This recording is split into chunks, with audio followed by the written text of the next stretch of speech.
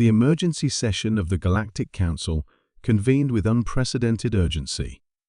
Ambassador Zethkri, of the Andromedans, slammed his crystalline appendage against the podium, his bioluminescent patches flickering with distress patterns that hadn't been seen since the Great Purge of the Outer Rim.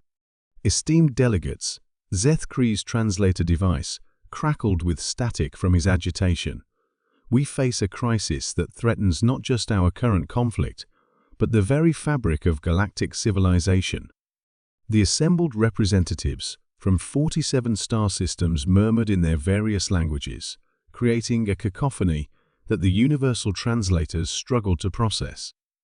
At the center of the great amphitheater, holographic displays showed tactical maps of the ongoing war between the Centauri Federation and the Vegan Empire, a conflict that had already consumed 3 star systems and showed no signs of abating. The vegans have made an unthinkable proposal, Zethkri continued, his voice rising above the din. They wish to recruit the inhabitants of Sol 3. The chamber fell silent. Not the polite quiet of diplomatic proceedings, but the absolute, terrified silence of creatures who had just heard their death sentence pronounced. Council Speaker Morgantha, an ancient being whose species had witnessed the rise and fall of countless civilizations, slowly rose from her throne-like seat. Her 6 eyes, each having seen millennia of galactic history, fixed upon Zethkri with an expression of barely contained horror. Surely, her voice carried the weight of eons. The vegans cannot be serious. Even they would not be so foolish as to wake the sleepers of the Third Rock.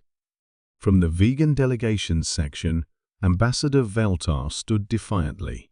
His reptilian features showed none of the fear that gripped the other delegates. The Centauri Federation has superior technology and numbers. We are merely seeking to level the playing field. The humans of Earth have shown remarkable adaptability and a DAPT, a BILITY. The roar came from Commodore Thresh of the Rigelian hegemony, a being whose species had once ruled half the galaxy before learning wisdom through near extinction. You call what happened to the Krillian scouts adaptability. Murmurs of agreement rippled through the assembly. Every delegate present knew the story, though few spoke of it openly. 700 years ago, a Krillian exploration vessel had made contact with Earth during what the humans called their World War II. The Krillians, confident in their technological superiority, had attempted to establish a research outpost. Within 6 months, the humans had not only reverse-engineered Krillian technology, but improved upon it. The research outpost became a fortress. The fortress became a launching pad. By the time the Krillians realized their mistake, human forces were already establishing footholds on 3 different worlds, using weapons that the Krillians themselves had inadvertently provided blueprints for. The Krillians barely escaped with their lives, continued Commodore Thresh.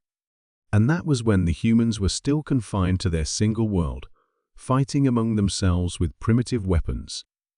Ambassador Silnara of the Tau Ceti Collective rose gracefully, her ethereal form shimmering with anxiety.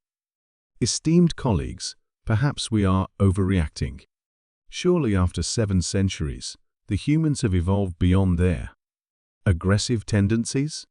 A collective shudder ran through the assembly as Admiral K, Roth of the Wolfpack Consortium, accessed his data files. Current intelligence suggests otherwise. In the past 50 of their years alone, they have split atoms for energy, launched vessels beyond their star system, and created artificial intelligence networks that span their entire planet. More troubling still, they have begun terraforming projects on their neighboring worlds. And, added Dr. Yithgol, the Council's chief xenobiologist, their population has grown from approximately 2 billion at the time of the Krillian incident to over 8 billion today. They reproduce at a rate that would make a Zergish queen envious. The vegan ambassador's scales had begun to pale, but his pride held firm.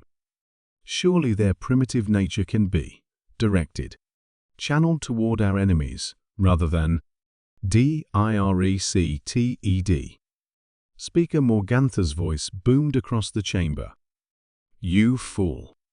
The humans don't follow direction, they adapt it, improve it, and then use it against you. They are the only species in recorded galactic history to have achieved nuclear fusion before achieving galactic peace. Professor Exithin, the elderly historian from the academic worlds, shuffled forward with his walking apparatus.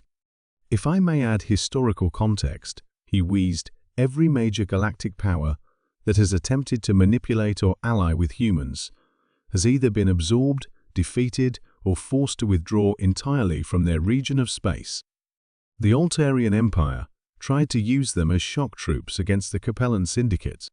The humans ended up conquering both civilizations and establishing their own trade confederation in that entire sector, finished Council Speaker Morgantha grimly.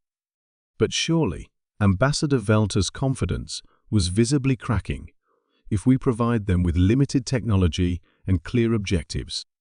The last time someone provided humans with limited technology, interrupted Intelligence Chief Exaftos, they turned a simple matter transport device into an interstellar communication network that somehow achieved faster than light data transmission. To this day, our scientists cannot replicate their modifications. The chamber erupted into chaos as delegates began speaking simultaneously in dozens of languages. Tales of human ingenuity and aggression poured forth, stories that had become legends, warnings passed down through generations of galactic diplomats. Council Speaker Morgantha raised her staff, and a resonant tone filled the chamber, demanding silence. The motion before us is clear, she announced. The Galactic Council officially recognizes that any attempt to involve the human species of Sol 3 in our current conflict will be considered an act of aggression against all member civilizations. Furthermore, she continued, her voice carrying the full authority of her office, we hereby establish the Sol system as a quarantine zone. No member species shall approach within 10 light-years of their system without express council approval and a full military escort. Ambassador Veltar slumped in defeat. But our war with the Centauris will be resolved through conventional means, Morgantha declared firmly.